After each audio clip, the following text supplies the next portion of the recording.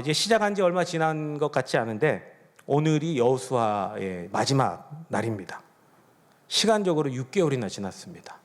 순간 맞나? 이렇게 생각하시는 분들이 계시겠지만 여호수아가 24장이고 한 달에 4장씩 하면 6개월이 맞습니다. 쏨살같이 시간이 지났습니다. 짧지 않은 이 시간 동안 함께 나눈 이 여호수아의 말씀을 오늘 이렇게 마무리하면서 우리가 꼭 기억해야 할 것이 무엇인지 다시 되짚어보고 생각해보는 은혜로운 시간이 되기를 소망합니다. 이 시간 우리가 기억하고 결단해야 될 것이 무엇인지 오늘 주어진 말씀을 통해서 나의 말씀으로, 나의 레마의 말씀으로 받고 삶 속에서 믿음으로 감당할 수 있는 저와 여러분들이 되시기를 주님의 이름으로 축복합니다. 오늘 얘기가 진행될 때 어떤 이 세 가지 장소를 중심으로 진행이 될 겁니다. 첫 번째는 길갈이고요. 그리고 실로가 나오고 그리고 세겜 땅이 나오게 되겠습니다. 이 세 가지 땅을 기억해 주시고 오늘 설교를 시작하도록 하겠습니다. 여호수아서는 우리 잘 아는 것처럼 이렇게 시작이 됩니다. 모두가 정말 크게 추앙하는 하나님의 종, 큰 종 모세의 뒤를 이어서 여호수아가 제2대 지도자가 된 그 여호수아에게 야훼의 말씀이 임합니다. 모세는 애굽에서 40년 동안 정말 엘리트 교육을 받았고 또 하나님 앞에 광야로 인도함을 받아서 40년 동안 연단받은 큰 종 모세의 뒤를 이어서 두 번째 이 지도자가 된 여호수아는 지금 부담감이 하늘을 찌르고 손발이 오그라들고 덜덜 떨리는 상황입니다. 제가 지금 약간 손이 떨리는 것 같습니다. 여호수아에게 그렇게 하나님이 여호수아 1장 9절에 그런데 이렇게 말씀으로 임하십니다. 강하고 담대하라. 두려워하지 말며 놀라지 말라. 내가 내게 명령한 것이니 네가 어디 가든지 내가 너와 함께하겠다라며 하나님이 말씀으로 여호수아에게 임하십니다. 이에 여호수아는 힘있게 일어나서 이스라엘 백성들과 함께 요단강을 건너서 짧지 않은 16년이라는 시간 동안 가나안 땅 정복 전쟁을 시작하게 됩니다. 전쟁은 잘 아시는 것처럼 어떤 상황에서든지 쉬운 일이 아닙니다. 전쟁은 절대 일어나서는 안 되는 참혹한 일입니다. 그런데 이 전쟁은 하나님 아버지 야훼의 명령으로 시작된 전쟁입니다.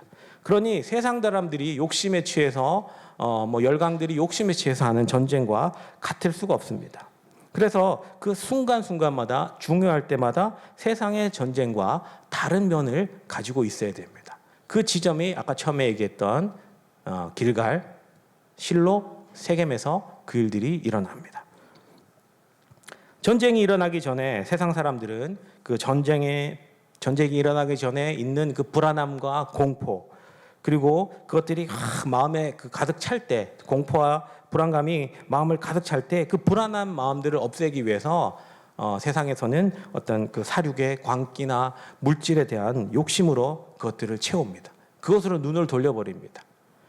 그래서 이 시대에는 성을 하나 함락하고 나면 이 고대 시대에는 성을 하나 함락하고 나면 지휘관들이 그 병사들에게 그 성을 약탈할 수 있는 약탈권을 줍니다. 하루 정도 수탈하고 약탈을 합니다. 하지만 이스라엘 백성들은 하나님이 택하신 백성들입니다. 그들이 하는 전쟁은 이런 수탈과 약탈의 전쟁이 아니고 하나님의 전쟁입니다. 그래서 이것은 이스라엘 백성들이 하는 전쟁은 달라야 되고 약탈을 하지 않고 진멸합니다. 왜냐하면 이것은 하나님이 명하신 전쟁이기 때문입니다. 진멸. 가끔 어떤 성도님들이랑 만나서 대화를 해보면 왜 성경에 그렇게 진멸하는가? 싹 다 이렇게 진멸하는가? 가축까지도 다 진멸하고 왜 진멸을 하는가? 너무 잔인한 게 아닌가라고 말하시고 좀 오해하시는 분들이 계십니다. 아까 제가 약탈을 얘기했죠. 그런데 진멸이 훨씬 깨끗한 것입니다. 약탈을 많이 허용하게 되면 약탈이 허용된 성에서는 인간이 할 수 있는 온갖 추악한 일과 범죄들이 가득합니다. 방화, 살인, 강간 등등 말로 입에 담을 수 없는 일이 거기서 일어납니다. 하나님은 그걸 허락지 않으시고 진멸하라고 말씀하신 것입니다. 약탈이 여러분 훨씬 더 잔인하고 무서운 겁니다. 그 고대 전쟁 영화나 이런 것을 좀 보신 분들은 조금 상상이 편하실 건데 그 약탈 들어가면 어마어마한 일들이 생깁니다. 영화에서는 다 보여주지도 못하는 겁니다. 깍 소리 몇 번 지르고 넘어가는 거지 진정한 약탈은 그런 게 아닙니다. 그래서 하나님은 그것을 허락지 않으신 겁니다. 여호수아는 그렇게 하나님의 전쟁을 감당해야 되기 때문에 이스라엘 백성들 스스로가 나는 하나님의 자녀이다라는 정체성을 가지길 원했습니다. 할렐루야. 그래서 요단강을 건널 때 그 요단강이 갈라졌을 때 그 요단강 중심에서 가지고 나왔던 이스라엘 12지파를 상징하는 12개의 돌을 가지고 길갈에 기념비를 세웁니다. 처음 지역이 나옵니다. 길갈에 기념비를 세우고 거기서 할례를 행합니다. 여리고 성을 치러 들어가기 전에 정복 전쟁이 시작되기 전에 하나님의 전쟁을 시작하기 전에 전쟁하기 전에 할례를 행함으로 먼저 우리는 하나님의 백성이다라는 정체성을 가지고 이 전쟁에 임하기 시작합니다. 그러니 이스라엘 백성들이 감당한 전쟁은 다를 수밖에 없습니다. 그렇게 길갈에서 다른 모습으로 시작이 되었습니다. 그리고 이제 그 약탈을 하지 않는 전쟁을 은혜롭게 잘 마쳤으니까 전쟁에 사람들이 그렇습니다. 전쟁을 할 때 막 열심히 하는 이유가 내가 막 열심히 위험한 상황에도 열심히 하는 이유는 내가 그것을 통해서 나의 그 공로를 통해서 전쟁이 끝난 이후에 훨씬 더 많은 어떤 이득을 취하고 또 그렇게 분배받을 것을 기대하는 것이 사람의 심리입니다. 열심히 했는데 열심히 받고 싶은 것이 사람의 심정이 아니겠습니까? 당연한 겁니다. 이제까지 오래 계속 성을 진멸할 때마다 약탈도 하지 않고 참고 오래 참았는데 이제는 내가 전쟁에 기여한 순서대로 각 지파마다 분배가 되겠지라는 기대감이 사람들 속에 있었습니다. 하지만 처음 말씀드린 것처럼 이 가나안 정복 전쟁은 인간의 욕심을 채우기 위한 전쟁이 절대로 아닙니다. 그래서 여호수아 14장 2절에 야훼가 모세에게 명령한 대로 제비를 뽑아 공정하게 분깃을 정합니다. 내가 얼마나 더 위험한 데 가서 얼마나 많은 적을 치고 얼마나 많은 공로를 쌓았는가 그걸 가지고 순위를 정해서 하는 것이 아니라 모든 사람들이 동일하게 믿음의 공동체 안에서 그 일을 한 일이기 때문에 공동체 안에서 동일하게 공평하게 정해서 제비를 뽑아서 분깃을 정하라고 모세를 통해 하나님이 명령하셨습니다. 그런데 아무리 이 공평하게 정한다고 해도 개개인들마다 그 지파마다 속한 개개인들마다 보는 눈이 다릅니다. 누구는 이 땅이 좋아 보이고 누구는 저 땅이 좋아 보이고 다를 수밖에 없습니다. 그래서 우리 잘 아시는 것처럼 므낫세 지파와 갓 지파 그리고 므낫세 반 지파는 요단 땅 아직 요단강을 건너기도 전인 요단 땅 동편에서 먼저 분배를 받습니다. 왜냐하면 그들은 소떼와 양떼가 많았기 때문에 자기들의 재산을 더 불릴 수 있는 그 목초지가 최고로 좋아 보였습니다. 그래서 심지어는 약속의 땅도 아닌 거기를 분배받았습니다. 그리고 비록 갈렙이 유다 지파가 헤브론 산지를 정말 이 산지를 내게 주시옵소서라고 모범적으로 그 땅을 분배받았지만 이제 요셉 지파 중에 에브라임과 나머지 므낫세 반 지파가 남아 있는데 에브라임이 이제 투표를 할 때 돼서 그 유다가 갈렙이 그렇게 산지를 취하고 가고 첫 번째 제비를 뽑는 상황에서 요셉 지파가 제일 인지도가 있는 지파니까 먼저 뽑았습니다. 에브라임이 먼저 뽑았는데 에브라임이 뽑을 때 남아있던 나머지 므낫세 반 지파가 자기들의 권리도 아닌 장자의 권리를 내세우며 재물에 눈이 멀어서 더 많은 분깃을 달라고 요구하는 일이 생겼습니다. 이렇게 땅 분배의 모습이 점점 하나님이 원하시는 공평한 분배 그리고 믿음의 기업으로 받아가야 함에도 불구하고 그렇게 과열되어 가는 모습을 보니까 여호수아는 바로 특단의 조치를 취합니다. 여호수아 18장 1절에 레위 지파를 제외하고 나머지 7지파가 분배받을 그 땅, 분배의 땅 실로에 회막을 세웁니다. 실로의 땅에 회막을 세워서 거기서 예배를 드립니다. 예배를 통해 제대로 된 믿음의 기업을 잇기를 여호수아는 원한 것입니다. 그렇게 그 회막을 세워서 예배를 통해서 제대로 된 믿음의 기업으로 잇기를 원했습니다. 세 지역을 얘기했는데 벌써 두 지역에 나왔습니다. 길갈에 나왔고 실로가 나왔습니다. 이렇게 길갈에는 12돌로 기념비를 세웠고 할례를 행했고 실로에는 회막을 세우고 예배를 했습니다. 둘 다 굉장히 중요한 것입니다. 그러니 길갈이나 실로는 이미 충분한 영적인 의미가 있고 중요한 곳입니다. 그래서 이 길갈과 실로에서 마지막으로 여호수아가 오늘 24장에 그렇게 마지막 유언을 남기고 사람들을 만났어도 됨에도 불구하고 그는 그렇게 하지 않았습니다. 23장에 보면 백성들의 장로들, 수령들, 재판장들과 관리들을 불러서 하나님 모세의 율법을 다시 가르칠 그때에도 실로에서 그 일을 했습니다. 회막이 있는 실로에서 그 일을 했습니다. 그러니 다른 백성들도 실로에 불러서 아니면 길갈로 불러서 그 일을 하면 되는데 오늘 본문의 24장에 보면 다른 땅, 세겜 땅에 온 백성을 불러 모은 것을 볼 수 있습니다. 여호수아는 24장에 와서 세겜의 온 백성을 불러 모으는 큰 일을 벌립니다. 여러분들 이 많은 숫자의 사람들을 불러 모으는 일이 어디 쉬운 일이겠습니까? 한 100명, 200명 되는 사람 불러 모을 때도 얼마나 힘든지 모릅니다. 사람 모으는 일이 진짜 힘든 일입니다. 그런데 여호수아가 굳이 안 해도 되는 일을 벌렸겠습니까? 그렇지 않습니다. 여호수아가 오늘 이 세겜 지역에 사람들을 불러 모은 이유가 있습니다. 왜 24장에 와서 길갈이나 실로가 아닌 세겜 땅에 모든 백성을 불러 모았을까? 거기에는 큰 영적인 의미가 있습니다. 세겜 땅이 어떤 땅이냐? 하나님께서 믿음의 조상 아브라함을 갈대아 우르에서 불러내셔서 젖과 꿀이 흐르는 가나안 땅으로 인도하셨습니다. 할렐루야. 아브라함이 하나님의 약속의 말씀을 의지해서 젖과 꿀이 흐르는 이 가나안 땅에 와서 첫 제단을 쌓은 곳, 가나안 땅에서 첫 제단을 쌓은 그곳이 이 세겜 땅입니다. 아브라함이 이곳 세겜에서 믿음으로 제단을 쌓은 후에 그런데 긴 시간이 지났습니다. 아브라함이 거기서 하나님의 인도하심을 따라 믿음으로 가나안 땅에서 이곳이 젖과 꿀이 흐르는 땅이구나라고 첫 제단을 쌓은 이후에 긴 시간이 지났습니다. 특히 야곱이 그의 식솔들을 데리고 다시 애굽 땅으로 가서 그때부터 쳐도 400년이 넘는 시간이 지났습니다. 꽤 많은 시간이 지났습니다. 그래서 여호수아는 비록 이스라엘 백성들이 돌고 돌아 오랜 시간이 걸렸지만 그럼에도 불구하고 하나님의 약속을 따라 젖과 꿀이 흐르는 가나안 땅으로 돌아왔으니 이제라도 다시 한번 그의 약속을 기억하고 그리고 생각하고 결단하라고 그것을 가르치기 위해서 오늘 이 세겜 땅을 선택한 것입니다. 다시 세겜 땅을 선택해서 모든 이스라엘 백성들을 그 땅으로 부른 겁니다. 그리고 여호수아 24장 2절과 3절을 보면 여호수아는 세겜 땅에서 너희의 조상 아브라함이라고 이야기를 시작하고 있는 것을 볼 수 있습니다. 너희의 조상 아브라함이라고 시작합니다.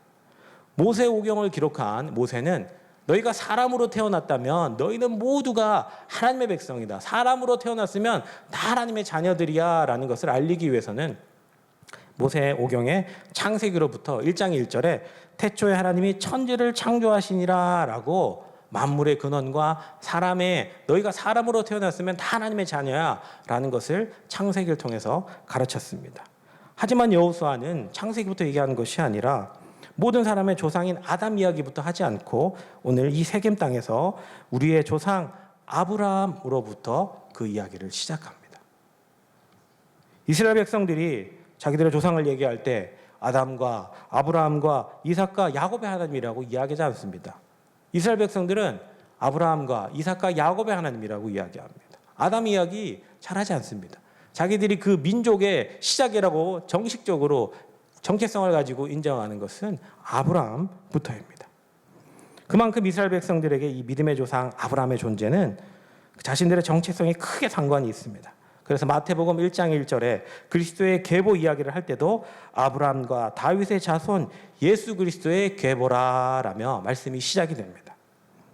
여호수아는 이 세겜 땅에서 믿음의 조상 아브라함과 그 시작된 하나님의 약속이 아브라함을 통해 시작된 그 하나님의 약속이 굽이굽이 하나님의 그 돌보심 아래 하나님의 뜻과 계획 아래 있었음을 이스라엘 백성들에게 가르쳐주고 있습니다.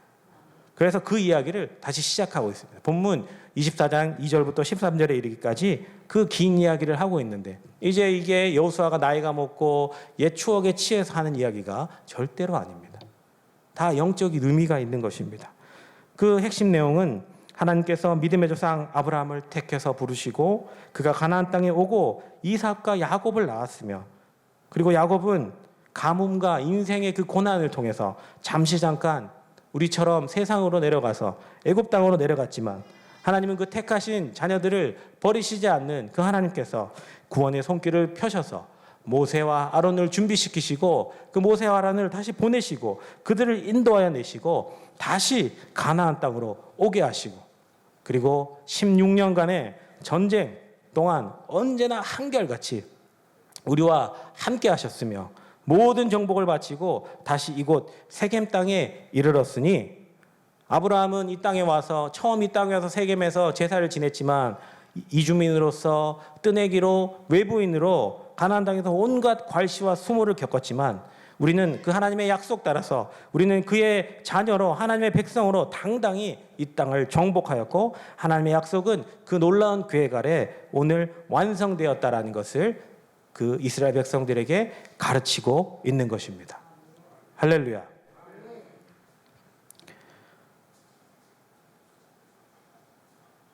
모세가 하나님의 백성들이 사람들은 죽는 그 순간에도 꺼지지 않는 열정으로 살아간 것을 볼 수 있습니다. 왜 그들이 그런 열정을 가지고 살아갔냐면 영적인 의미를 제대로 알고 있고 그리고 그것을 기억하며 순간순간마다 결단하기 때문에 하나님의 백성들은 열정을 가지고 살아갑니다. 그 꺼지지 않는 열정을 소유한 사람은 하나님의 백성으로 살아갈 것이고 쓰임받을 것이고 하나님 앞에 그 마지막 순간까지 열정적으로 쓰임받을 줄로 믿습니다. 여기 예배 가운데 참석하신 모든 분들도 그렇게 하나님 앞에 열정의 사람으로 쓰임받으시기를 주님의 이름으로 축복합니다. 모세는 그가 죽을 때 120세였지만 그의 눈이 흐리지 않았고 기력이 쇠하지 않았다라고 성경은 기록하고 있습니다. 여호수아 역시 그의 나이 110세에 오늘 그의 인생을 마감하고 있습니다. 그런데 그의 마음에는 꺼지지 않는 여호수아에게도 그의 마음이 꺼지지 않는 열정이 있었습니다. 아까 말씀드린 것처럼 영적인 것들을 알고 있고 그것을 순간순간 계속 기억하고 결단할 때 그의 열정은 꺼지지 않는 것입니다. 우리가 기억하지 않고 하나님을 기억하지 않고 또 결단하지 않을 때 우리의 열정은 꺼질 수밖에 없습니다. 그래서 여호수아는 오늘 그 백성들에게 그 열정을 가르치고 결단시키고 있습니다. 오늘 본문 15절의 말씀을 다 같이 한번 읽겠습니다. 여호수아 24장 15절의 말씀입니다. 시작. 만일 야훼를 섬기는 것이 너희에게 좋지 않게 보이거든 너희 조상들이 강 저쪽에서 섬기던 신들이든지 또는 너희가 거주하는 땅에 있는 아모리 족속의 신들이든지 너희가 섬길 자를 오늘 택하라. 오직 나와 내 집은 야훼를 섬기겠노라 하니. 아멘. 오늘 15절에 너희가 섬길 자를 오늘 택하라. 오직 나와 내 집은 야훼를 섬기겠노라. 아멘. 그렇게 여호수아가 스스로도 결단하고 이스라엘 백성들에게도 가르치며 그들이 앞으로 살아갈 그 인생 가운데 그렇게 계속 기억하고 결단하며 기억하고 결단하기를 가르치고 있는 줄로 믿습니다. 이 시간 예배 가운데 참석하신 여러분들도 한번 해보겠습니다. 나와 내 집은 야훼를 섬기겠노라. 한번 해보겠습니다. 시작. 나와 내 집은 야훼를 섬기겠노라. 아멘. 2번 하려고 했는데 한 번만 하겠습니다. 사랑하는 성도 여러분들, 우리 인생 가운데 좋은 일이든지 나쁜 일이든지 슬픈 일이든지 기쁜 일이든지 어떤 일이든지 아무 의미 없이 일어나는 일은 하나도 없습니다. 하나님 안에서 실패한 인생은 절대로 없습니다. 그렇기에 우리의 삶에 당연하게 주어지는 것은 아무것도 없습니다. 당연한 것은 아무것도 없고 모든 것이 하나님의 은혜입니다. 우리가 누린 오늘 하루, 여지껏 살아온 시간들, 봄이 되면 꽃이 피고 가을에는 추수하는 것, 그리고 지금 이 순간에도 숨 쉬는 것, 당연한 것은 하나도 없습니다. 모든 것이 하나님의 은혜입니다. 말씀을 정리하겠습니다. 여호수아는 이곳 세겜 땅에서 온 이스라엘 백성들을 불러 모아놓고 이곳까지 인도하신 하나님을 기억하고 결단하라고 그의 마지막 순간까지 열정을 가지고 백성들을 가르쳤습니다. 저 여러분들도 인생의 어느 기점에 서 있든지 노년이든지 중년이든지 장년이든지 유년이든지 어느 순간이든지 우리는 열정을 가지고 하나님을 기억하고 하나님을 결단하며 우리의 삶 속에 역사하셨던 그 하나님을 오늘도 기억하고 결단해야 될 줄로 믿습니다. 우리의 삶도 야곱이 바로 앞에서 말했던 것처럼 쉽지 않은 험악한 인생을 살아오셨을 겁니다. 하지만 그 어떤 순간에도 하나님은 우리와 함께 하셨습니다. 그렇게 우리의 인생에 당연한 것은 아무것도 없다고 우리가 고백할 수 있는 겁니다. 순간순간마다 하나님의 은혜입니다. 지금 이 순간에도 하나님의 은혜로 우리는 숨쉬고 있고 먹고 마시며 가족과 행복하게 또 하나님의 사명을 감당하고 살아가고 있습니다. 우리와 함께 하시는 하나님을 다시 기억하며 결단하며 그 하나님의 뜻대로 살아가겠다고 결단하며 살아가시는 저와 여러분들이 되시기를, 그렇게 우리가 하나님 앞에 기억하고 결단할 때 하나님이 그대로 감당할 수 있도록 우리 가운데 주의 성령을 충만하게 채워주시고 하나님 우리 가운데 힘 주시고 능력 주심으로 오늘도 힘 있는 주의 백성으로 세상을 다스리며 세상을 이기며 세상이 감당할 수 없는 하나님의 백성, 하나님의 사람으로 살아가는 저와 여러분들이 되실 줄로 믿습니다. 함께 찬양하겠습니다. 내가 누려왔던 모든 것들이, 내가 지나왔던 모든 시간이, 내가 걸어왔던 모든 순간이 당연한 것 아니라 은혜였소. 해가 뜨고 저녁에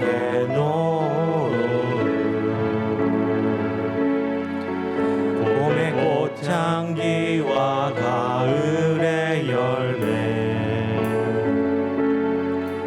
변하는 계절의 모든 순간이 당연한 것 아니라 은혜였소. 모든 것이 은혜,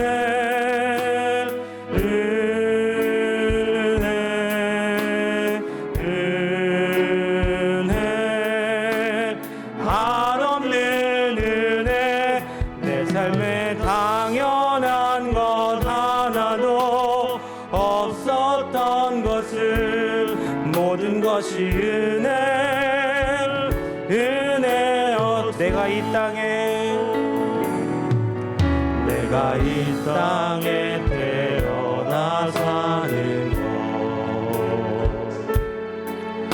어린아이 시절과 지금까지 숨을 쉬며 살며 꿈을 꾸는 삶, 당연한 것 아니라 은혜였소. 하나님의 자녀로 내가 하나님의 자녀로 살며 오늘 찬양하고 예배하는 삶, 복음을 전할 수 있는 축복이 당연한 것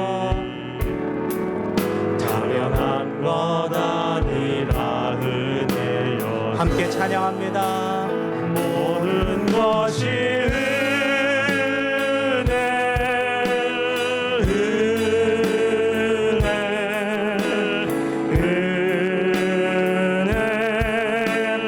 한없는 은혜.